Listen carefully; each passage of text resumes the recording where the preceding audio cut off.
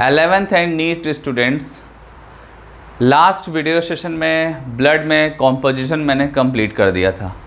Composition में plasma and formed elements का detail मैंने किया था। ब्लड में जो नेक्स्ट टॉपिक आपका है वो है ब्लड ग्रुप। ब्लड ग्रुप में हम डिस्कस करने वाले हैं ABO blood grouping, then after RH blood grouping. ये हमारे आज के दो टॉपिक होंगे। और टॉपिक को स्टार्ट करने से पहले मैं बता दूं कि जो ब्लड ग्रुपिंग होता है वो डिफरेंट टाइप के होते हैं। ठीक है, अभी आपके करेंट जो सिलेबस में है वो ओनली एबीओ ब्लड ग्रुपिंग है और देन आरएस ब्लड ग्रुपिंग है। ये दो ब्लड ग्रुपिंग है और इसके अलावा बहुत सारे ब्लड ग्रुपिंग होते हैं जो आपके सिलेबस में नहीं है। दैट मीन्स कि वो आउट ऑफ सिलेबस हैं। जब प्री मेडिकल्स के पहले एग्ज़ाम्स होते थे नियर अबाउट 2012-10 तक, उस टाइम पे प्री मेडिकल में जिपमर, एम्स, बीएचयू, एएमयू इनके सेपरेट एग्ज़ाम होते थे। और सेपरेट एग्ज़ाम होने से क्या होता था कि उनके सिलेबस डिफरेंट होते थे और वहाँ पे डिफरेंट टाइप के ब्लड ग्रुपिंग के क्वेश्चंस आते थे। तो हम उस टाइम पे डिफरेंट टाइप के ब्लड ग्रुपिंग की स्टडी करते थे। बट अभी क्या है, अभी आपका सिलेबस नीट का वो एनसीईआरटी बेस्ड हो गया। और एनसीईआरटी में जब आप देखेंगे तो एनसीईआरटी में एबीओ ब्लड ग्रुपिंग और देन आरएच ब्लड ग्रुपिंग, ये दो ब्लड ग्रुपिंग आप पढ़ने वाले हैं। ठीक है, तो चलते हैं, टॉपिक को स्टार्ट करते हैं। जो फर्स्ट टॉपिक हमारा है वो क्या है, ABO blood grouping. ABO blood grouping में सबसे पहला जो पॉइंट है वो ये है कि कार्ल लैंडस्टीनर ने first time ABO blood grouping को डिस्कवर किया था। ठीक है, ये एक हिस्टोरिकल पॉइंट है और इसको आप एज इट इज़ लर्न करेंगे। ठीक है, सेकेंड जो पॉइंट है वो ये है कि ब्लड ग्रुपिंग का जो यूज़ है वो कहाँ पे होता है। और एबीओ ब्लड ग्रुपिंग जो आपका ये टॉपिक है ये स्टार्ट होता है सिंपल ब्लड ट्रांसफ्यूज़न से। सिंपल ब्लड ट्रांसफ्यूजन, आपने सुना होगा कि ब्लड ट्रांसफ्यूज़ हुआ। ठीक है, आपके सराउंडिंग में कोई ना कोई ऐसा होगा जो ब्लड को डोनेट किया होगा और रिसीव किया होगा। ठीक है, हो सकता है कि आपने भी किया हो। ठीक है, बट मैं एक सिंपल कंसिडरेशन में ये मान के चल रहा हूँ कि आपने कहीं ना कहीं देखा होगा अपनी फैमिली, अपने सराउंडिंग में आपने ब्लड ट्रांसफ्यूजन प्रोसेस देखा होगा। और वहाँ पे होता क्या है, वहाँ पे हम ब्लड ग्रुप को मैच करते हैं। वहाँ पे ब्लड ग्रुप को हम मैच करवाते हैं और मैच करवाने के बाद देन हम ब्लड को डोनेट करते हैं या रिसीव करते हैं। ठीक है, ये सिंपल प्रोसेस है। ठीक है, जब ब्लड को डोनेट करते हैं या रिसीव करते हैं तो ब्लड का मैचिंग होना ज़रूरी है। देन हम क्या करेंगे, ब्लड का ट्रांसफ्यूज़न करेंगे, अदरवाइज़ नहीं करेंगे। ठीक है, तो मैचिंग में हम क्या देखते हैं एक्चुअली में। ठीक है, जब हम ब्लड को मैच कराते हैं तो हम क्या देखते हैं, वहाँ पे हमको देखना होता है एंटीजन एंटीबॉडी का इंटरेक्शन। ठीक है, अगर सेम टाइप के एंटीजन एंटीबॉडी होंगे तो हम ब्लड ट्रांसफ्यूज़न को अवॉइड करते हैं। ठीक है, अगर डिफ़र करता है एंटीजन एंटीबॉडी तो हम ब्लड ट्रांसफ्यूज़न कराते हैं। ठीक है, ये चीज़ आपके दिमाग में होना चाहिए। अगर सेम एंटीजन एंटीबॉडी है तो हम अवॉइड करते हैं ब्लड ट्रांसफ्यूज़न से, और अगर डिफरेंट है तो हम अवॉइड नहीं करते हैं। ठीक है, तो यहीं से आपका कॉन्सेप्ट शुरू होता है ब्लड ग्रुपिंग का। ठीक है, वो भी स्पेशली एबीओ ब्लड ग्रुपिंग का। आपके सामने एक टेबल दिख रहा है। ठीक है, और इसमें मैंने क्या किया है, ब्लड ग्रुप मेंशन कर रखा है। ब्लड ग्रुप में ए, बी, ए बी और ओ, ये 4 टाइप के ब्लड ग्रुप हैं और इनके रिस्पेक्टिव मैंने यहाँ पे एंटीजन्स की लिस्ट बनाई है। Antigens A, B, A and B and nil. ठीक है, ये आपके क्या है, एंटीजन्स की लिस्ट है। नील मीन्स कि यहाँ पे कोई भी एंटीजन्स नहीं है। ठीक है, आप यहाँ पे देखो, यहाँ पे एंटीबॉडी की लिस्ट है। एंटीबॉडी में देखो आप यहाँ पे कि यहाँ पे एंटीजन ए था तो यहाँ एंटीबॉडी क्या है, बी है। यहाँ पे एंटीजन बी है तो यहाँ एंटीबॉडी ए है। यहाँ पे एंटीजन ए एंड बी दोनों हैं तो यहाँ पे नील है, यहाँ पे कोई भी एंटीबॉडी नहीं है। आप यहाँ पे देखो, यहाँ पे नील है एंटीजन्स, दैट मीन्स कि यहाँ कोई भी एंटीजन्स नहीं है। तो यहाँ आप देख रहे हैं कि एंटीबॉडी दोनों है, ए एंड बी दोनों एंटीबॉडी यहाँ पे प्रेजेंट है। ठीक है, यही कॉन्सेप्ट होता है। ठीक है, आप देखो कोई एक आप ब्लड ग्रुप को एनालिसिस करो तो आपको क्या देखने को मिलेगा। अगर ब्लड ग्रुप ए है तो वहाँ पे एंटीजन ए होगा बट एंटीबॉडी क्या होगा, डिफरेंट होगा। ठीक है, कभी भी आपको एंटीबॉडी को मैच नहीं करवाना है। एंटीबॉडी हमेशा क्या होगा, डिफ़र करेगा। ठीक है, एंटीजन के कंपैरिजन में एंटीबॉडी डिफ़र होगा। ठीक है, देन आप बोल सकते हैं कि वो करेक्ट आपका ब्लड ग्रुप है। अगर एंटीजन एंटीबॉडी दोनों सिमिलर हो गए तो उस कंडीशन में क्या होता है, एग्लूटिनेशन रिएक्शंस होते हैं। क्या होते हैं? Agglutination reactions. और एग्लूटिनेशन रिएक्शंस जो होते हैं वो क्लस्टर बनाते हैं एंटीजन एंटीबॉडी के, और जब क्लस्टर बन जाते हैं एंटीजन एंटीबॉडी के तो वहाँ पे क्या होता है कि ब्लड क्लॉट कर जाता है और फिर हमारी डेथ हो जाती है। ठीक है, तो ये चीज़ ध्यान देना है आपको। ठीक है, मैंने आपको बताया कि एंटीजन एंटीबॉडी मैच नहीं करना चाहिए। अगर ये मैच करते हैं तो वहाँ पे एग्लूटिनेशन रिएक्शंस होगा, और एग्लूटिनेशन रिएक्शंस होने से क्या होगा, एंटीजन एंटीबॉडी की क्लस्टर्स बनेंगे, और ये जो क्लस्टर्स हैं ये ब्लड क्लॉटिंग को प्रमोट करेंगे। कुछ टाइम के बाद ब्लड क्लॉटिंग होगा और फिर आपकी डेथ हो जाएगी। ठीक है, तो ये चीज़ आपको कॉन्सेप्ट में दिमाग में रखना है। ठीक है, और ये मैं बता दूं कि ये जो कॉन्सेप्ट है ये बड़ी चीज़ नहीं है, ये सिंपल आप क्लास जूनियर क्लास से आप पढ़ते आ रहे हैं। ठीक है, इसमें नया कुछ भी नहीं है। जो अब मैं बताने वाला हूँ वो एक्चुअली में नया है। ठीक है, जैसे आप देखो यहाँ पे मैंने ये बोला कि एंटीजन ए है, तो एंटीजन ए है तो एंटीजन ए है कहाँ पे एक्चुअली में, इसका लोकेशन कहाँ पे है, ये क्या है, ये किस टाइप का मॉलिक्यूल्स है। जब इस क्वेश्चन का आप आंसर सर्च करेंगे तब आपका क्या होगा, टॉपिक थोड़ा अच्छा हो जाएगा, थोड़ा टॉपिक आपका फ्लोरिश करेगा। ठीक है, तो इसका आंसर मैं बता रहा हूँ आपको ये जानना होगा कि आरबीसी जो होती है, आरबीसी सेल्स, ठीक है, दैट मीन्स कि कार्पस्किल्स, आरबीसी कार्पस्किल्स के सरफेस पे, दैट मीन्स कि सेल मेम्ब्रेन की मैं बात कर रहा हूँ, सेल मेम्ब्रेन पे कुछ शुगर मॉलिक्यूल्स होते हैं। ठीक है, एज पर एनसीईआरटी बुक वो मॉलिक्यूल क्या है, शुगर मॉलिक्यूल्स है, और शुगर में वैरायटी होती है, शुगर में वैरायटी होती है, वो आगे के क्लासेस में आप समझेंगे उस बात को। तो शुगर की वैरायटी चेंज होने के साथ साथ क्या होता है, एंटीजन्स की भी वैरायटी चेंज होती है। ठीक है, जैसे सपोज दैट कोई पर्टिकुलर शुगर है जिसको आप ए से रिप्रेजेंट कर रहे हैं, देन अदर कोई शुगर है जिसको आप बी से रिप्रेजेंट कर रहे हैं। ठीक है, तो ये जो आरबीसी के सेल मेम्ब्रेन पे जो शुगर के मॉलिक्यूल्स हैं, उनके सरफेस पे जो शुगर के मॉलिक्यूल्स हैं वही क्या है, डिफरेंट है, वही जो है ए और बी टाइप के हैं। ठीक है, और इसी ए और बी टाइप पे ही क्या है, आपका ब्लड ग्रुपिंग डिसाइड है।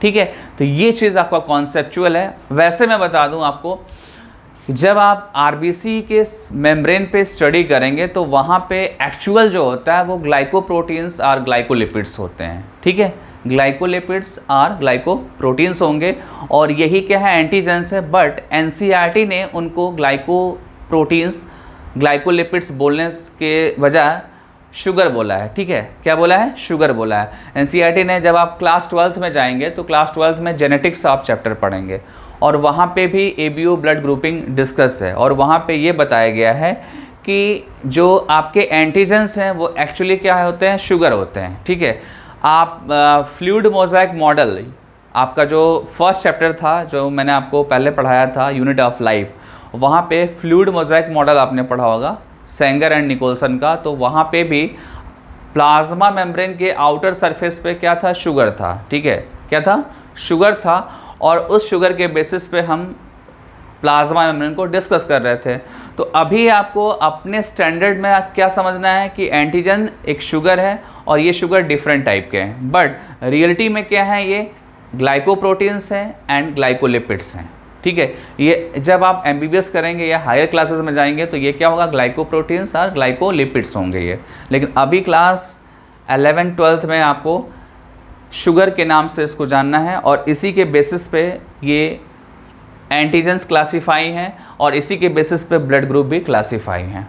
ठीक है, अब आते हैं सेकेंड पॉइंट पे। सेकेंड जो पॉइंट है वो है एंटीबॉडी को लेकर। ठीक है, एंटीबॉडी क्या होते हैं, तो मैं आपको बता दूं कि एंटीबॉडी हमेशा की तरह ये बी लिम्फोसाइट सेल से प्रोड्यूस होंगे। जो मेरा प्रीवियस वीडियो लेक्चर है जहाँ पे मैंने डिस्कस किया है बी लिम्फोसाइट। ठीक है, आपने फॉर्म्ड एलिमेंट्स पढ़ा था, फॉर्म्ड एलिमेंट्स में आपने ल्यूकोसाइट्स पढ़ा होगा, और ल्यूकोसाइट्स में मैंने ए ग्रेनुलोसाइट्स मैंने डिस्कस किया था। ए ग्रेनुलोसाइट्स में मैंने आपको बताया था कि लिम्फोसाइट सेल्स होते हैं, और लिम्फोसाइट सेल्स में टी लिम्फोसाइट्स होते हैं और बी लिम्फोसाइट्स होते हैं। ठीक है, जो आपका बी लिम्फोसाइट सेल्स है वो डिफरेंट टाइप के एंटीबॉडी प्रोड्यूस करता है, डिफरेंट टाइप के एंटीबॉडी प्रोड्यूस करता है, और यहाँ पे एंटीबॉडी का रोल है, और यहाँ पे पर्टिकुलर जो एंटीबॉडी इन्वॉल्व हो रहा है, ठीक है, वो आपका है IgG देन IgM। ठीक है, ये एक्चुअली क्या है, एंटीबॉडी है और इन्हीं के ये टाइप हैं। दीज आर, जैसे कि यहाँ पे आप देख रहे हो एंटीबॉडी B और A, ये B और A किसके टाइप हैं, एंटीबॉडी G और M के टाइप हैं। ठीक है, एक बार मैं आपको बता दूं कि जो टोटल जो एंटीबॉडी के टाइप हैं वो 5 होते हैं। आप एक बार नोट कर सकते हैं, मैं आपके सामने लिख देता हूँ यहाँ पे IgA, IgE, IgD, then IgG and last है आपका IgM। तो टोटल कितने टाइप हो गए, first, second, third, fourth and fifth, ये 5 टाइप के एंटीबॉडी हो गए। जो यहाँ पे एंटीबॉडी यूज़ है या इन्वॉल्व है वो क्या है आपके IgG एंड IgM। IgG और IgM के ये टाइप हैं। ठीक है, इनके फर्दर टाइप हैं A एंड B और इनके भी टाइप है A एंड B। ठीक है, ये जो A और B एंटीबॉडी है यहाँ पे यूज़ है। ठीक है, और ये हमेशा एंटीजन्स के अपोजिट होते हैं। अगर सपोज दैट आपने एंटीजन A कंसीडर किया तो एंटीबॉडी क्या होगा आपका B होगा। इफ़ एंटीजन B लिया देन क्या होगा आपका एंटीबॉडी A होगा। ठीक है, ये चीज़ आपको ध्यान देना होगा। ठीक है, तो होता क्या है इस टॉपिक में, इस टॉपिक में ये होता है कि आपको पता है, आपको क्लास 6, 7, 8 से पता है कि ब्लड ग्रुप क्या होता है, ब्लड ग्रुप में कितने टाइप के ब्लड ग्रुप होते हैं। ठीक है, ये सारी बातें पता है आपको और ये भी पता है कि मैचिंग कैसे करवाते हैं ब्लड। बट जब आप एंटीजन्स के डिटेल में जाते हैं कि एंटीजन्स क्या हैं तो आपको यहाँ पे आपको नॉलेज नहीं होता है। तो इसी चीज़ को आपको समझना है कि एंटीजन्स क्या है। सरफेस पे कुछ एंटीजन्स होते हैं, कुछ मॉलिक्यूल्स होते हैं। ठीक है, जो ब्लड ग्रुप को डिसाइड करते हैं। ठीक है, एक्चुअलिटी में क्या होता है वो ग्लाइकोलिपिड्स होते हैं, ग्लाइकोप्रोटीन्स होते हैं। लेकिन एज पर NCERT class 11th and 12th class के अकॉर्डिंग अगर देखा जाए तो वो शुगर मॉलिक्यूल्स हैं। ठीक है, और जब आप एंटीबॉडी पे आते हैं तो एंटीबॉडी जो है आपका वो क्या है, आपका B लिम्फोसाइट सेल्स का प्रोडक्ट है, जो मैंने आपको कल भी बताया था। B लिम्फोसाइट सेल से एंटीबॉडी प्रोड्यूस होते हैं और मेनली यहाँ पे कौन सा एंटीबॉडी यूज़ हो रहा है, IgM एंड IgG। इसी के सब टाइप जो हैं वो A और B है और A और B यहाँ पे यूज़ हो रहा है। ठीक है, तो ये चीज़ ध्यान देना होगा। अब आते हैं कुछ पॉइंट है, आप ध्यान देखिए। आप देखो यहाँ पे एंटीजेंस का मैंने यहाँ पे सेकेंड नेम यूज़ किया है, आप देख सकते हैं। नेम क्या है आपका, एग्लूटिनोजेंस, एग्लूटिनोजेंस। ठीक है, ये चीज़ आपको ध्यान देना होगा कि कौन किसका क्या नेम है, ये आपको ध्यान देना होगा। देन एंटीबॉडी का जो सेकंड नेम है वो क्या है, एग्लूटिनिन। क्या है, एग्लूटिनिन। तो यहाँ पे जो टर्म यूज़ किया गया है, यहाँ पे जो टर्म यूज़ किया गया है, इसको आपको ध्यान देना होगा। ठीक है, क्योंकि कभी कभी क्या होता है एंटीजन एंटीबॉडी टर्म्स हटा देता है। ठीक है, और पूछता है उसके अल्टरनेट जो नेम है यूज़ करते हैं उससे पूछता है, तो आप परेशान हो जाते हैं। ठीक है, तो इसमें आपको अगर परमानेंटली लर्न करना है, आपको अगर कन्फ्यूज़न से बचना है तो आप ध्यान दो यहाँ पे कि दोनों में जेन वर्ड यूज़ किया गया है। GEN यहाँ पे भी यूज़ किया गया और GEN यहाँ पे भी यूज़ किया गया, और यहाँ पे ऐसा नहीं है, यहाँ पे ऐसा नहीं है। तो इस तरीके से आप इन दोनों को डिस्क्रिमिनेट कर सकते हैं और लर्न कर सकते हैं। ठीक है, और ये लर्न करना भी चाहिए। अगर आपको स्पेशल नोट्स बनाना है या थोड़ा सा एक्स्ट्रा ऑर्डिनरी शो करना है तो आपको ऐसे पॉइंट्स को लर्न करना चाहिए। ठीक है, अब आते हैं नेक्स्ट पॉइंट पे। नेक्स्ट पॉइंट में हम डिस्कस करेंगे universal donor and universal recipient की। यूनिवर्सल डोनर जो है एज इट इज़ O होगा और यूनिवर्सल जो रिसिपिएंट होगा वो एज इट इज़ AB होगा। ठीक है, ये आप जूनियर क्लास से पढ़ते आ रहे हैं, इसमें कोई भी नई बात नहीं है। ठीक है, तो इसी कॉन्सेप्ट के बिहाफ पे हम डिफरेंट टाइप के ब्लड ग्रुप के डोनर्स को हम डिस्कस करेंगे। ठीक है, डिफरेंट टाइप के, इसी कॉन्सेप्ट के बिहाफ पर हम डिफरेंट टाइप के ब्लड ग्रुप के डोनर को डिस्कस करेंगे। आप देखो यहाँ पे एक कॉलम बना हुआ है डोनर्स ग्रुप का। ठीक है, तो डोनर्स ग्रुप में मेंशन है कि कौन कौन से ब्लड ग्रुप किसको हम दे सकते हैं। ठीक है, किस ब्लड ग्रुप वाले पर्सन को हम दे सकते हैं। जैसे सपोज दैट मेरा ब्लड ग्रुप A है, तो मैं क्या क्या ब्लड ले सकता हूँ, मतलब कि कौन कौन सा ब्लड मैं ले सकता हूँ। तो उस कंडीशन में आप लिख सकते हैं कि मैं A भी ले सकता हूँ और O भी ले सकता हूँ। A तो मेरे ब्लड ग्रुप में है तो कोई दिक्कत नहीं है। O क्या है, O जो है आपका यूनिवर्सल डोनर है, तो वो आप ले सकते हैं ईजिली, कोई दिक्कत नहीं उसमें। देन जब B की बात आएगी, सपोज दैट मेरा ब्लड ग्रुप B है, तो B की कंडीशन में क्या होगा कि हम B जो है हमको डोनेट कर सकता है। ठीक है, B जो है B को डोनेट कर सकता है। ठीक है। और ओ भी कर सकता है, जैसा कि मैंने ऊपर बताया आपको यहाँ पे, ठीक है। ओ भी इजीली कर सकता है क्योंकि ओ क्या है, आपका यूनिवर्सल डोनर है, ठीक है। ओ तो किसी को भी ब्लड दे सकता है क्योंकि वो यूनिवर्सल डोनर है। सिमिलरली आप आ जाइए ए बी के लिए। अगर सपोज दैट मेरा ब्लड ग्रुप ए बी है तो उस कंडीशन में हम क्या क्या ब्लड ले सकते हैं, तो उस कंडीशन में हम ए बी भी ले सकते हैं, ए बी भी ले सकते हैं, देन ओ भी ले सकते हैं, ठीक है। लास्ट आपका क्या है, ओ है, तो ओ के लिए जो है वनली क्या चाहिए, उसको ओ चाहिए। अगर ओ नहीं मिलता है तो फिर प्रॉब्लम होती है। एबीओ ब्लड ग्रुपिंग के बाद अब आते हैं आरएच ब्लड ग्रुपिंग पे। RH blood grouping ABO blood grouping जैसा ही एक टॉपिक है, बट ये थोड़ा ज़्यादा इंटरेस्टिंग है और नया आपके लिए है, ठीक है। तो एबीओ ब्लड ग्रुपिंग के बाद अगर आरएच स्टार्ट कर रहे हैं तो हमेशा की तरह फर्स्ट जो पॉइंट होगा वो होगा कि इसकी डिस्कवरी किसने की थी। इसकी डिस्कवरी लैंडस्टीनर एंड वीनर ने किया था। किस में किया था, रेसस मंकी में किया था। तो ये line as a factual form में आप लर्न कर लेंगे। डिस्कवरी किसने किया था और कहाँ पे किया था, ये आपको लर्न करना पड़ेगा, ठीक है। अब आते हैं कॉन्सेप्चुअल पॉइंट्स पे। कॉन्सेप्चुअल पॉइंट्स ये है कि जो आपका आरएच ब्लड ग्रुपिंग है वो किस पे डिपेंड करता है। ये डिपेंड करता है आरएच एंटीजेंस पे। आरएच एंटीजेंस पे डिपेंड करता है, ठीक है। और ये जो आरएच एंटीजेंस है ये कहाँ पे होते हैं, ये आरबीसी के मेम्ब्रेन पे होते हैं। जैसा कि आपने एबीओ ब्लड ग्रुपिंग में देखा, एबीओ ब्लड ग्रुपिंग में आपने देखा कि आरबीसी के मेम्ब्रेन पे ग्लाइकोप्रोटीन्स और ग्लाइकोलिपिड्स, जिसको एनसीईआरटी बोल रहा है शुगर, ठीक है, वो कुछ मॉलिक्यूल्स थे और उन मॉलिक्यूल्स के बेसिस पे ब्लड ग्रुपिंग डिसाइड हो रही थी। सिमिलरली यहाँ पे भी आरबीसी के मेम्ब्रेन पे कुछ डिफरेंट टाइप के एंटीजेंस हैं जिसको हम कैपिटल डी और स्मॉल डी से रिप्रेजेंट करते हैं। जब आप नेक्स्ट ईयर 12th में जाएंगे तो आरएच एंटीजेंस को आप कैपिटल डी और स्मॉल डी से रिप्रेजेंट करेंगे, ठीक है। सिमिलरली जब आप एबीओ ब्लड ग्रुपिंग डिस्कस करते हैं तो वहाँ पे हम कैपिटल आई और स्मॉल आई से रिप्रेजेंट करते हैं, ठीक है। ये सारी बातें आपको 12th में मिलेगी जब आपको जेनेटिक्स बताऊंगा वहाँ, ठीक है। वहाँ पे आपको जेनेटिक्स टॉपिक में आपको डिटेल मिलेगा। फिलहाल अभी क्या जानना है आपको कि आरएच जो एंटीजेंस हैं ये एंटीजेंस आरबीसी के मेम्ब्रेन पे हैं। मेम्ब्रेन का डिटेल स्टडी मैंने किया है, मेम्ब्रेन का डिटेल मैंने डिस्कशन किया है। आपको मैंने यूनिट ऑफ लाइफ में मेम्ब्रेन के बारे में बताया था और मैंने बताया था कि मेम्ब्रेन पे डिफरेंट टाइप के मॉलिक्यूल्स होते हैं और डिफरेंट कॉम्पोजिशंस में होते हैं, ठीक है। तो डिफरेंट टाइप के मॉलिक्यूल्स हैं, इनका कॉम्पोजिशन डिफरेंट है तो वो डिफरेंट टाइप के हुए, ठीक है। आप ओवरऑल क्या बोलेंगे कि वो डिफरेंट टाइप के हैं, जिसमें कुछ एंटीजन ए हो गया, कुछ एंटीजन बी हो गया, कुछ ए बी हो गया और एक डी हो गया, डी जिसको हम आरएच एंटीजन बोल रहे हैं, ठीक है।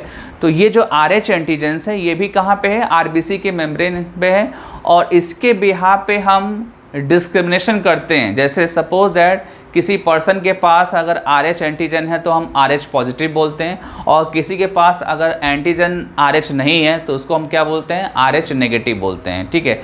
वैसे मैं बता दूं कि इंडिया में अगर देखा जाए तो इंडिया में 85% पर्सन के पास आरएच पॉजिटिव वाली कंडीशंस हैं, दैट मीन्स कि आरएच एंटीजेंस हैं, और 15% के पास आरएच नहीं होते हैं, दैट मीन्स कि वो आरएच नेगेटिव वाले होते हैं, ठीक है। और ये जो आरएच एंटीजन वाले ब्लड होते हैं ये किसी दूसरे बॉडी में जब जाते हैं तो उस दूसरे बॉडी के इम्यून सिस्टम को एक्टिवेट कर देते हैं, ठीक है। मेरे कहने का मतलब ये है कि मेरे बॉडी में अगर सपोज दैट आरएच एंटीजेंस हैं और मेरे बॉडी का ब्लड अगर दूसरे किसी पर्सन में जाए जहाँ पे आरएच एंटीजेंस नहीं है, दैट मीन्स कि आरएच नेगेटिव वाला पर्सन है, वहाँ पे जाएगा तो उस बॉडी में क्या करेगा, हमारा जो एंटीजन आरएच वाला होगा वो एक तरीके से फॉरेन सब्सटेंस होगा। क्या होगा, फॉरेन सब्सटेंस होगा और उस बॉडी के लिए वो जो है हार्मफुल सब्सटेंस की तरह वर्क करेगा।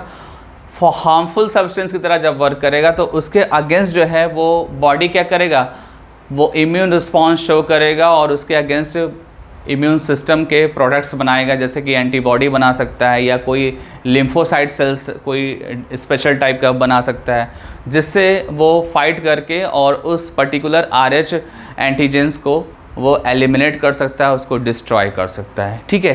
तो ये कॉन्सेप्ट आपको पकड़ना है। इस कॉन्सेप्ट को मैं रिपीट कर दे रहा हूँ। मैंने ये बताया कि आरएच पॉजिटिव वाला कोई पर्सन है, सपोज दैट मैं RH पॉजिटिव वाला हूँ और मैंने किसी को ब्लड दिया और ब्लड जिसको दिया उसके अंदर जो RH है वो नेगेटिव है, दैट मीन्स कि उसके पास RH का एंटीजन नहीं है। ठीक है, उस कंडीशन में क्या होगा कि उसकी बॉडी में मेरा जब ब्लड जाएगा तो उस ब्लड के अंदर जो RH एंटीजेंस है वो फॉरेन सब्सटेंस होगा। क्या होगा? फॉरेन सब्सटेंस होगा, जिसको आप फॉरेन हार्मफुल सब्सटेंस भी बोल सकते हैं। ठीक है ना, उसको आप हार्मफुल सब्सटेंस भी बोल सकते हैं। और वो हार्मफुल सब्सटेंस उस बॉडी में इम्यून सिस्टम को एक्टिवेट कर देगा। ठीक है, और इम्यून सिस्टम को जब एक्टिवेट करेगा तो इम्यून सिस्टम उसके अगेंस्ट जो है कुछ सेल्स बनाएगा या कुछ सेल्स के प्रोडक्ट्स बनाएगा, जैसे कि एंटीबॉडी बनाएगा। ठीक है, और देन उस पर्टिकुलर एंटीजेंस को क्या करेगा? किल करेगा, डिस्ट्रॉय करेगा, एलिमिनेट करने की कोशिश करेगा। ठीक है, ओवरऑल आप सिंपल टर्म्स में बोल सकते हैं कि डिस्ट्रॉय और एलिमिनेट करने की कोशिश करेगा। ठीक है, इसी कॉन्सेप्ट को हम आगे यूज़ करेंगे। ठीक है, एक्चुअली ये जो RH ब्लड ग्रुपिंग जो टॉपिक है ये प्रेगनेंसी केस में ये बहुत बड़ा इम्पॉर्टेंट रोल है इसका। ठीक है, आप देख सकते हैं, मैं एग्ज़ाम्पल लेने जा रहा हूँ और उस एग्ज़ाम्पल से आपको समझ में आ जाएगा कि किस तरीके से ये प्रेग्नेंस वोमेंस में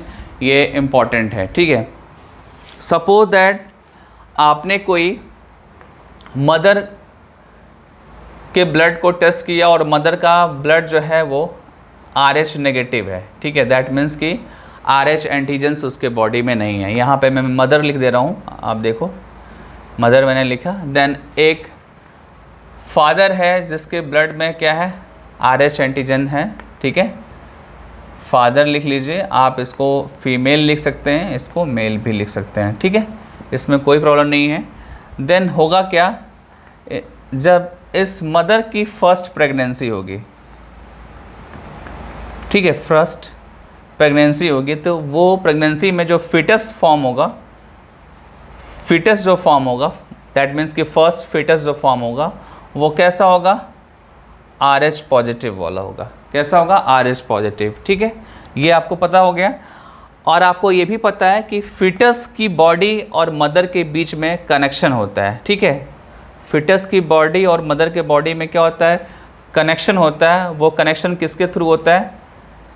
प्लेसेंटा के थ्रू होता है। ठीक है, और आपको पता है कि प्लेसेंटा के साथ साथ ब्लड जो है आते और जाते हैं। ठीक है ना, आपको पता है ना कि मदर से भी ब्लड आता है फिटस की तरफ और फिटस से भी ब्लड जाता है मदर की तरफ। ठीक है, ये चलता रहता है प्रोसेस।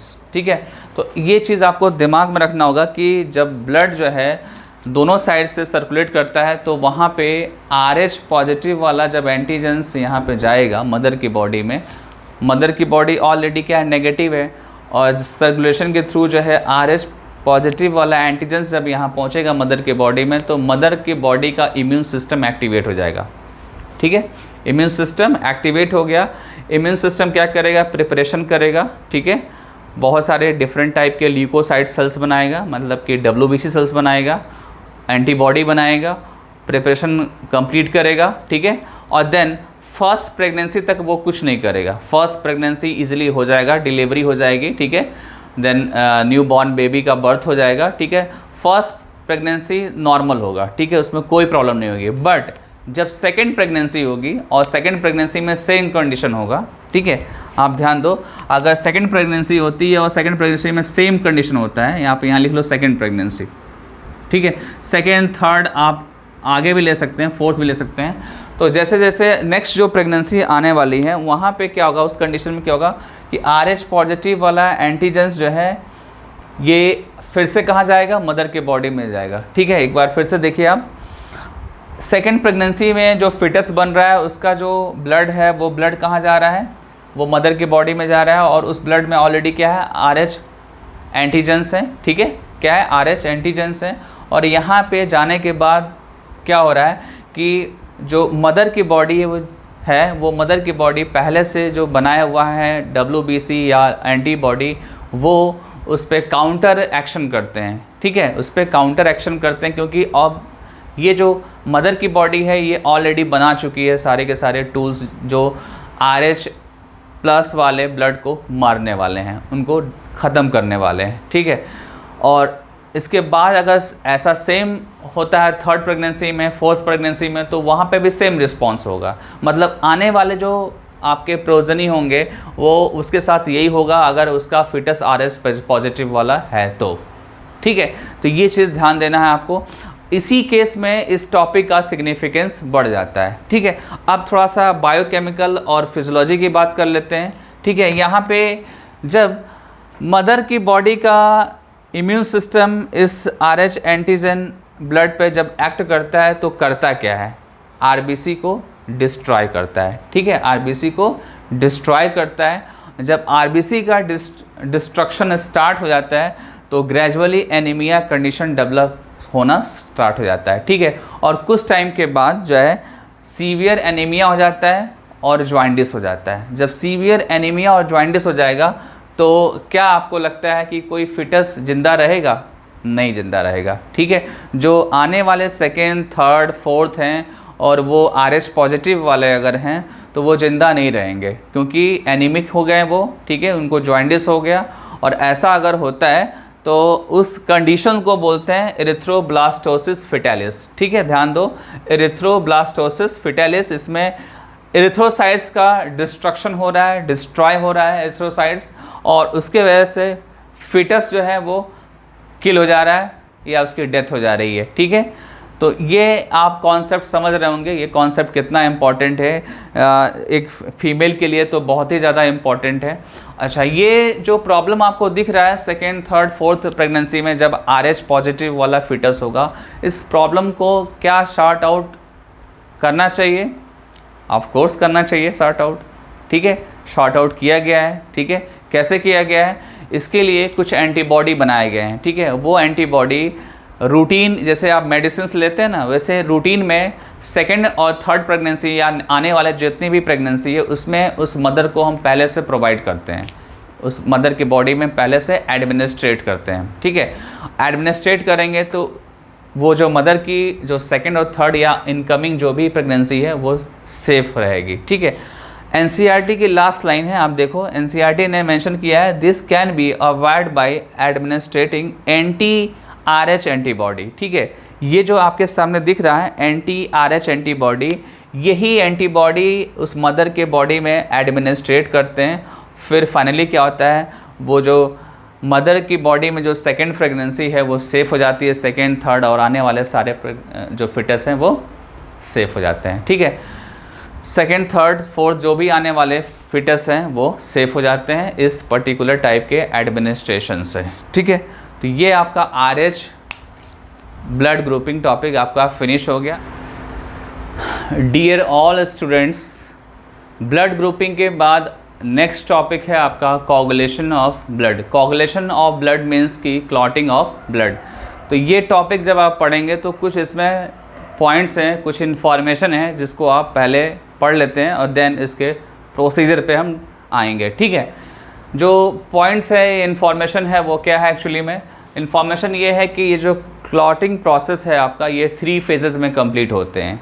3 फेजेस एंड 2 पाथवे इसके होते हैं, और इसमें नंबर ऑफ जो क्लॉटिंग फैक्टर्स होते हैं वो टोटल 13 फैक्टर्स यहाँ पे इन्वॉल्व होते हैं, और देन जाके ये कोगुलेशन प्रोसेस कंप्लीट होता है, ठीक है।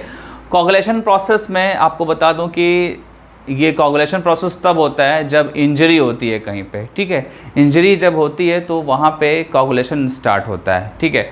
और कोगुलेशन स्टार्ट होता है तो वहाँ पे बहुत सारे छोटे छोटे इन्फॉर्मेशन हैं जो आपको जानने चाहिए, जैसे कि ब्लीडिंग टाइम क्या होता है, ठीक है। जैसे कि इंजरी होती है, ट्रॉमा जब कंडीशंस होता है तो ब्लीडिंग कुछ टाइम तक होता रहता है, तो ब्लीडिंग का यूजुअल जो टाइम होता है वो क्या होता है, ड्यूरेशन क्या होता है उसका, ठीक है, वो होता है 3 to 6 मिनट, ठीक है। 3 to 6 मिनट तक ब्लीडिंग टाइम होता है। देन क्लॉटिंग टाइम जो होता है वो 3 to 8 मिनट होता है, ठीक है। और एक और टाइम है जिसको आपको पढ़ना है, वो क्या है, प्रोथ्रोम्बिन टाइम।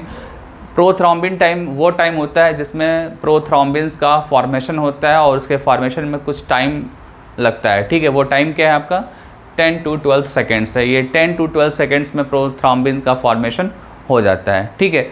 वैसे मैं बता दूं कि जब कहीं भी इंजरी या ट्रॉमा कंडीशंस होता है तो वहाँ पे क्लॉटिंग और हीलिंग के बाद आपको एक स्पॉट जैसा स्ट्रक्चर दिखता होगा, ठीक है। वो होता है कि एक्चुअली में रेडिश ब्राउन स्कम होता है। क्या होता है? रेडिश ब्राउन स्कम, ठीक है। कभी कभी चोट लगता है तो आपको डार्क ब्राउन चॉकलेट कलर का आपको दिखता है, वो क्या है? स्कम है। क्या है वो? स्कम है। तो इस चीज़ को याद रखिएगा कि ये तब होता है जब कोगुलेशन और हीलिंग हो जाती है, तब ऐसा होता है। और लास्ट में वो क्या होता है? शट ऑफ हो जाता है। क्या होता है? वो शट ऑफ हो जाता है, ठीक है। तो आपको मैं बता दूं कि ये जो क्लॉटिंग हो रहा है, इस क्लॉटिंग का जो नेम है, एक और भी नेम है इसका, वो क्या है? क्लोगम। क्या आप उसको बोलते हैं? क्लोजम। यहाँ पे जो प्रोसेस आपको दिख रहा है ये कंप्लीट क्या है? कोगुलेशन प्रोसेस है। और इसका जो एंडिंग है वो क्या है? क्लॉट होना। और क्लॉट का जो अल्टरनेट जो इसका नेम है वो क्या है? कोगुलम है। क्या है? कोगुलम है। तो ये टर्म आपको लर्न करना है, ये एनसीईआरटी की लाइन है, ठीक है। अब आते हैं प्रोसीजर पे। प्रोसीजर जब आप डिस्कस करेंगे, ब्लड कोगुलेशन की जो स्टोरी है वो स्टार्ट कहाँ से होगी? वो स्टार्ट होगी इंजर्ड प्लेस से। जहाँ पे इंजरी होती है उस प्लेस के जो टिश्यूज़ होते हैं, वो टिश्यूज़ जो है एक पर्टिकुलर टाइप का एंजाइम्स प्रोड्यूस करते हैं जिसको बोलते हैं थ्रोम्बोकाइनेज, ठीक है। थ्रोम्बोकाइनेज और thromboplastin both are same thing. और ये कहाँ से रिलीज़ हो रहे हैं? इंजर्ड टिश्यू से रिलीज़ हो रहे हैं। और ये जो आपका एंजाइम है ये लंग्स में भी होता है और ब्रेन में भी होता है, ठीक है। तो ये चीज़ आपको नोट कर लेना चाहिए कि ये लंग्स में भी होगा और ब्रेन में भी होगा, ठीक है। और साथ ही साथ अदर टिश्यूज़ में भी होंगे। और जहाँ पे आपका इंजरी प्लेस है या ट्रोमा जो प्लेस है वहाँ से ये निकल रहे हैं। और निकलने के बाद जो है ये कैल्शियम का हेल्प लेके, ठीक है, किसका हेल्प लेके? कैल्शियम का हेल्प लेके जो है और ये प्रोथ्रोम्बिनेज में कन्वर्ट होंगे। प्रोथ्रोम्बिनेज में ये कन्वर्ट होंगे, ठीक है। बट आप देख रहे हैं यहाँ पे कि प्रोथ्रोम्बिनेज बन रहा है, बट प्रोथ्रोम्बिनेज को कुछ और भी चाहिए। वो क्या चाहिए? उसको चाहिए प्लेटलेट्स फैक्टर थर्ड चाहिए, ठीक है। प्लेटलेट फैक्टर थर्ड चाहिए। और ये प्लेटलेट फैक्टर्स थर्ड जो है ये क्या है? प्लेटलेट थ्रोम्बोप्लास्टिन है, ठीक है। क्या है ये? Platelet thromboplastin. और ये रिलीज़ कहाँ से हो रहा है? प्लेटलेट्स से हो रहा है, ठीक है। जो ब्लड के अंदर प्लेटलेट्स है, ठीक है, वो प्लेटलेट्स जो है जब इंजरी हो जाती है तो इंजरी के बाद वहाँ पे मैसेज आता है कि ब्लीडिंग होना है। तो उस कंडीशन में क्या होता है कि वहाँ से स्टार्ट हो जाता है थ्रोम्बोप्लास्टिन का फॉर्मेशन। और जब फॉर्म होगा और रिलीज़ होगा तो स्टार्ट हो जाएगा आपका क्या? क्लॉटिंग, ठीक है। पहले तो होता है ब्लीडिंग, और ब्लीडिंग के बाद जैसे जैसे ब्लीडिंग शुरू होती है तो पीछे से क्या होता है कि ये सारे स्टेप्स स्टार्ट हो जाते हैं, ठीक है। जैसे प्लेटलेट्स का जो थ्रोम्बोप्लास्टिन है ये फॉर्म होना स्टार्ट हो जाता है और ब्लीडिंग ऑलरेडी हो रहा है, ठीक है। तो ऐसा होता है तो फिर फाइनली क्या होता है कि इनके और इनके हेल्प से क्या बनता है? प्रोथ्रोम्बिनेज बनता है, ठीक है। और ये प्रोथ्रोम्बिनेज जो है ये प्रोथ्रोम्बिन को थ्रोम्बिन में कन्वर्ट करते हैं, ठीक है। एक्चुअली क्या होता है? प्रोथ्रोम्बिन जो है ये इनएक्टिव फॉर्म में प्रेजेंट होते हैं और इनको एक्टिवेट करने के लिए क्या चाहिए? प्रोथ्रोम्बिनेज चाहिए, ठीक है। ये प्रोथ्रोम्बिनेज जो है प्रोथ्रोम्बिन को थ्रोम्बिन में कन्वर्ट करते हैं। और थ्रोम्बिन क्या है? एंजाइम है। क्या है ये? एंजाइम है जो फाइब्रोनोजेंस को फाइब्रिन में कन्वर्ट करता है। फाइब्रोनोजेंस को फाइब्रिन में कन्वर्ट करेगा, इस स्टेप को ये कैटेलाइज करेगा, ठीक है। फाइब्रिन जैसे ही फॉर्म हो जाता है तो ये समझ लिए कि क्लॉटिंग स्टार्ट हो गया है, मतलब कि वहाँ पे अब ब्लीडिंग नहीं होगी, ठीक है। क्योंकि नेटवर्क लाइक ये फाइब्रिन वहाँ पे मतलब कनेक्ट होना स्टार्ट हो जाते हैं, नेट लाइक, ठीक है। और साथ ही साथ ग्रेजुअली धीरे धीरे सेल्स भी आना स्टार्ट हो जाते हैं, ठीक है। सेल्स आते हैं और देन फाइनली जो ये फाइब्रिन है ये सब मिलके क्या होता है? हीलिंग प्रोसेस आपका क्लॉटिंग के बाद स्टार्ट हो जाता है, ठीक है। फाइब्रिन फॉर्म हो गया, ठीक है, ब्लड सेल्स आ गया, देन क्या हो जाएगा? फाइनल आपका क्लॉटिंग हो जाएगा, ठीक है ना। आप देखो ये मैंने यहाँ लिखा है fibrin plus blood cells, then यहाँ पे आप देख रहे हैं क्या लिखा है मैंने? क्लॉट। तो क्लॉट हो गया, ठीक है। तो ये आपका कंप्लीट जो है ब्लड कोगुलेशन प्रोसेस है, ठीक है। ये टॉपिक जो है ये बहुत एलिबरेट भी करके आप डिस्कस कर सकते हैं, लेकिन इसका कोई एडवांटेज नहीं है। जितना आपको बताया जा रहा है उतना आप फॉलो करिए। एक इम्पॉर्टेंट लाइन यहाँ पे ये है कि जब ये प्रोसेस होता है तो विटामिन के की रिक्वायरमेंट्स होती है, ठीक है। आप नोट कर लेना, जब ये प्रोसेस होगा तो विटामिन के की रिक्वायरमेंट होगी और साथ ही साथ कैल्शियम की रिक्वायरमेंट्स होती है। कैल्शियम जो है डिफरेंट प्लेस पे यूज़ होते हैं, आप यहाँ पे भी मेंशन कर सकते हैं कैल्शियम, यहाँ पे भी कैल्शियम इन्वॉल्व हो रहा है, यहाँ पे भी कैल्शियम इन्वॉल्व हो रहा है। तो ऐसे डिफरेंट प्लेस पे जो है कैल्शियम इन्वॉल्व होते हैं और एज वेल एज विटामिन के जो है वो इन्वॉल्व होते हैं, ठीक है। ये इंपॉर्टेंट लाइन है विटामिन के वाली, क्योंकि कई बार ये नीट के एग्ज़ाम में आया हुआ है, ठीक है। तो ये आपका कोगुलेशन ऑफ ब्लड कंप्लीट हो गया। अब इसके बाद हम डिस्कस करेंगे लिम्फ, ठीक है। डियर स्टूडेंट्स, ये आज का लास्ट टॉपिक है। टॉपिक आपका क्या है? लिम्फ। लिम्फ में सबसे पहला जो पॉइंट है उसका अल्टरनेटिव नेम, लिम्फ को आप टिश्यू फ्लूइड भी बोल सकते हैं, ठीक है।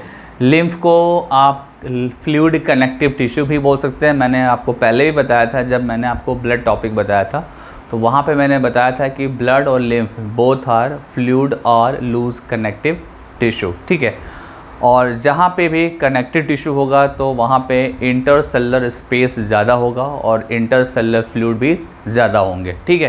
तो ये चीज़ आपको दिमाग में रखना होगा। देन हम डिस्कस करेंगे लिम्फ के कॉम्पोजिशन पे। तो लिम्फ की कॉम्पोजिशन में आपको बता दूं कि ब्लड की तरह यहाँ पे भी प्लाज्मा एक पार्ट है, ठीक है, और दूसरा पार्ट क्या है, WBCs, ठीक है। डिफरेंट टाइप के यहाँ पे WBCs आपको मिलेंगे, ठीक है, जिसमें मोस्टली आपको क्या मिलेगा, लिम्फोसाइट्स मिलेंगे, ठीक है। ये आपको नोट कर लेना चाहिए। मैं एक बार फिर से रिपीट कर दूं कि लिम्फ का जो कॉम्पोजिशन है उस कॉम्पोजिशन में एक पार्ट आपका लिम्फ प्लाज्मा है और दूसरा पार्ट जो है वो क्या है, WBC सेल्स हैं। WBCs में लिम्फोसाइट सेल्स मेनली यहाँ पे प्रेजेंट आपको मिलेंगे, ठीक है। लिम्फ है ये कलरलेस फ्लूइड है बिकॉज इसके अंदर RBC एब्सेंट होते हैं, ठीक है। इवन इसमें प्लेटलेट्स भी एब्सेंट होते हैं। तो ये भी चीज़ आपको याद रखना है कि लिम्फ में प्लेटलेट्स और RBC एब्सेंट है, ओनली क्या प्रेजेंट है, WBC सेल्स। और WBC सेल्स में लिम्फोसाइट स्पेशली यहाँ पे ज़्यादा अमाउंट में होते हैं, ठीक है। तो ये आपका हो गया composition of lymph. Then lymph plasma में थोड़ा डिस्कशन कर लें। लिम्फ प्लाज्मा और ब्लड प्लाज्मा को जब आप कंपेयर करेंगे तो प्रोटीन और मिनरल्स के बिहाफ पर आपको थोड़ा डिफरेंस मिलेगा। इवन ग्लूकोज भी थोड़ा यहाँ डिफर मिलेगा आपको। प्रोटीन, कैल्शियम, फास्फोरस का अमाउंट लो होगा, ठीक है, और ग्लूकोज का अमाउंट जो है लिम्फ में हाई होगा। ये चीज़ दिमाग में रखना होगा, ठीक है। एक इम्पॉर्टेंट पॉइंट मैं बता दे रहा हूँ आपको कि लिम्फ जो है ये लिम्फेटिक सिस्टम में फ़्लो करते हैं। आपके बॉडी में जो ब्लड वेस्कुलर सिस्टम है उसके पैरेलल जो है लिम्फेटिक सिस्टम हम होते हैं, ठीक है। और लिम्फेटिक सिस्टम का जो मेन फंक्शन होता है वो होता है डिफेंस, ठीक है। इम्यून सिस्टम, लिम्फेटिक सिस्टम का जो मेन फंक्शन है वो क्या है, डिफेंस प्रोवाइड करना। बिकॉज इसमें आप देख रहे हैं कि डिफरेंट टाइप के WBC सेल्स हैं तो ये डिफेंस पहुंचाएंगे और इनका डेरिवेशन कहीं ना कहीं ब्लड से ही होता है, ठीक है, वो आप आगे समझ लेंगे। एक और पॉइंट है कि जब आप डाइजेशन चैप्टर पढ़ते हैं तो डाइजेशन में आपको फैट के डाइजेशन के बारे में जब पढ़ाया जाता है, फैट के डाइजेशन के बाद जब एब्जॉर्प्शन की बात आती है, मेनली मैं बात कर रहा हूँ एब्जॉर्प्शन की। जब आप एब्जॉर्प्शन की बात करते हैं तो वहाँ पे आपको बताया जाता है कि जो डाइजेस्टेड फैट होते हैं वो एब्जॉर्ब होते हैं लैक्टियल्स में, ठीक है। ये एक चीज़ ध्यान दीजिएगा, कहाँ पे एब्जॉर्ब होंगे, वो लैक्टियल्स में एब्जॉर्ब होते हैं, ठीक है। और ये जो लैक्टियल्स हैं ये क्या है, लिम्फेटिक वेसल्स हैं, ठीक है। जो मेजर लिम्फेटिक वेसल्स हैं उसमें से एक क्या है आपका लैक्टियल्स है। और ये कहाँ पे होगा, स्मॉल इंटेस्टाइन की जो वॉल होती है, इंटेस्टाइनल वॉल, वहाँ पे होंगे और वहाँ पे ये डाइजेस्टेड फैट को एब्जॉर्ब करेंगे। ये लाइन नोट करना होगा, ये इंपॉर्टेंट है, कई बार नीट में आया है कि जो डाइजेस्टेड फैट है वो कहाँ पे एब्जॉर्ब होते हैं। तो आपका आंसर होगा लैक्टियल्स। और लैक्टियल्स में क्या फ़्लो करता है, लैक्टियल्स में लिम्फ फ्लो करते हैं, ठीक है। क्योंकि लैक्टियल्स जो है ये क्या है, लिम्फेटिक वेसल्स है और लिम्फेटिक वेसल्स में लिम्फ ओनली प्रेजेंट होंगे और इसी में डाइजेस्टेड फैट का एब्जॉर्प्शन होता है। और वेयर एज आप अगर ग्लूकोज की बात करें और अमीनो एसिड के एब्जॉर्प्शन की बात करें तो वो कहाँ पे एब्जॉर्ब होते हैं, ब्लड कैपिलरीज में, ठीक है। ये भी आपको पॉइंट नोट करना चाहिए कि जो स्मॉल इंटेस्टाइन में वॉल है, वॉल में जो विलाई है वहाँ पे कैपिलरी भी है और लैक्टियल्स भी है। लैक्टियल्स जो है वो डाइजेस्टेड फैट को एब्जॉर्ब करेंगे। अमीनो एसिड और ग्लूकोज को एब्जॉर्ब करने वाला कौन होता है, ब्लड होता है। ब्लड कहाँ पे फ्लो कर रहा है, ब्लड कैपिलरी में फ्लो कर रहा है और ये ब्लड कैपिलरी भी उसी इंटेस्टाइनल वॉल में प्रेजेंट है, ठीक है। तो ये वेरी वेरी इंपॉर्टेंट पॉइंट था।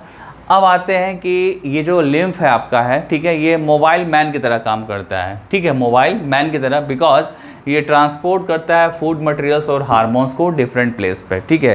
कैसे करेगा, इसके लिए आपको फ्लो चार्ट समझना होगा, ठीक है, कि इसका फ्लो कैसे है होता है और कैसे ये फॉर्म होता है। तो मैं आपको बता दूं कि जब आप ब्लड वेस्कुलर सिस्टम पढ़ते हैं, ठीक है, मतलब कि जो आपका करंट चैप्टर चल रहा है वो क्या है, ब्लड वेस्कुलर सिस्टम है। और इसमें मैं आपको एट्रियल सिस्टम बताऊंगा और वेनस सिस्टम बताऊंगा, ठीक है। जो आपका अभी करंट चैप्टर चल रहा है, करंट चैप्टर में दो टॉपिक हैं, एक एट्रियल सिस्टम है ठीक है, और दूसरा क्या है, वेनस सिस्टम है। ये दो टॉपिक है। इसमें आपको बताते हैं कि ब्लड वेसल्स कैसे फॉर्म हुआ है और इसके ब्रांचेस कैसे निकले हैं, ठीक है। एक जनरल ओवरव्यू के फॉर्म में आप समझ सकते हैं कि आर्टेरियल सिस्टम में जो मेजर वेसल्स होती है वो होती है आर्टरी, और आर्टरी से ब्रांचेस निकलते हैं वो होते हैं आर्टियोल्स। देन आर्टियोल्स से भी फर्दर ब्रांचेस निकलते हैं वो होते हैं कैपिलरी, ठीक है। सिमिलरली जब आप वेनस सिस्टम पढ़ते हैं तो वेनस सिस्टम में जो मेजर वेसल्स है वो आपका वेन्स है, और वेन्स से ब्रांचेस निकलते हैं उनको क्या बोलते हैं, वैन्यूल्स, और वैन्यूल्स के जो ब्रांचेज होते हैं वो होते हैं कैपिलरी, ठीक है। तो इस सीक्वेंस में अगर आप पढ़ें तो इसमें लास्ट में क्या मिल रहा है आपको, कैपिलरी मिल रहा है। और कैपिलरी जो होते हैं ये बॉडी के डिफरेंट पार्ट में ब्लड को प्रोवाइड करते हैं, ठीक है। डिफरेंट टिश्यूज़ और सेल्स के बीच में ये ब्लड को प्रोवाइड करेंगे। तो वहाँ पे एक्चुअली क्या होता है कि जहाँ पे कैपिलरी का एंडिंग होता है उस प्लेस पे कैपिलरी के जो ब्लड कैपिलरी के जो वॉल होती है, वॉल में जो एंडोथेलियल सेल्स होते हैं वो डायलेट कर जाते हैं, और डायलेट जब करते हैं तो कुछ मटेरियल जो है वो इंटरस्टिशियल स्पेस में आ जाते हैं, और इंटरस्टिशियल स्पेस में आकर वो इंटरस्टिशियल फ्लूइड का फॉर्मेशन करते हैं, ठीक है। तो ये लाइन आपको ध्यान में रखना होगा। एक बार मैं रिपीट कर दे रहा हूँ कि कैपिलरी जो आपका है वो कैपिलरी की जो वॉल होती है, वॉल में क्या होते हैं, एंडोथेलियल सेल्स होते हैं, और वो डायलेट भी होते हैं और कॉन्ट्रैक्ट भी होते हैं, ठीक है। जब वो डायलेट होते हैं तो होता क्या है कि कुछ अमाउंट जो है ब्लड का कुछ पार्ट जो है वो बाहर आ जाता है, और वो कहाँ जाता है, इंटरस्टिशियल स्पेस में जाएगा, और इंटरस्टिशियल स्पेस में क्या मिलेगा आपको, फ्लूइड मिलेगा, ठीक है। अच्छा, वो जो पार्ट बाहर आता है वो क्या क्या होता है उसको एक बार देख लीजिए आप। जो ब्लड कैपिलरी से जो चीज़ें बाहर आई उसमें कुछ अमाउंट वाटर है, और वाटर सॉल्युबल सब्सटेंसेस हैं, प्रोटीन्स हैं, और मोस्टली फॉर्म्ड एलिमेंट्स हैं, ठीक है। एक बार रिपीट कर दे रहा हूँ मैं, सम अमाउंट्स में वाटर है, देन वाटर सॉल्युबल सब्सटेंसेस हैं, देन प्रोटीन्स हैं, और most of the formed elements. ये सारी चीज़ें ब्लड कैपिलरी से पास हो रही हैं, और ये कहाँ जा रही है, इंटरस्टिशियल फ्लूइड में जा रही है। और इंटरस्टिशियल फ्लूइड दैट मीन्स कि टिश्यू फ्लूइड में जा रही हैं, और देन वहाँ से ये कहाँ जाएंगे, लिम्फेटिक सिस्टम में जाएंगे। कहाँ जाएंगे, ये लिम्फेटिक सिस्टम में, और लिम्फेटिक सिस्टम से होते हुए वो कहाँ पे जाएंगे, अगेन ब्लड वैस्कुलर सिस्टम में जाएंगी। ब्लड वैस्कुलर सिस्टम में वेंस में जाकर ये कनेक्ट होते हैं, ठीक है। ये पॉइंट आपको नोट करना है कि ये जाएंगे तो कहाँ जाएंगे, ब्लड वैस्कुलर सिस्टम में, वेंस के पास, वेनस सिस्टम में जाकर ये अगेन कनेक्ट होते हैं, ठीक है। मतलब कि ब्लड से स्टार्ट हुआ और ब्लड में कंप्लीट हुआ। यहाँ पे मैंने वेंस लिखा है तो वेंस का मतलब यहाँ पे भी ब्लड होगा और यहाँ पे भी ब्लड था ऑलरेडी, तो ब्लड से स्टार्ट हुआ और फिर ब्लड में चला गया। दैट मीन्स कि जो आपका लिम्फेटिक सिस्टम है या लिम्फेटिक जो वेसल्स हैं वो जो है वो ब्लड से शुरू हो रहे हैं और ब्लड से ही एंडिंग हो रही है उनकी, ठीक है। दैट मीन्स आप ये भी बोल सकते हैं कि लिम्फेटिक सिस्टम और ब्लड वेस्कुलर सिस्टम ये क्या है, आपस में कनेक्टेड हैं, ठीक है।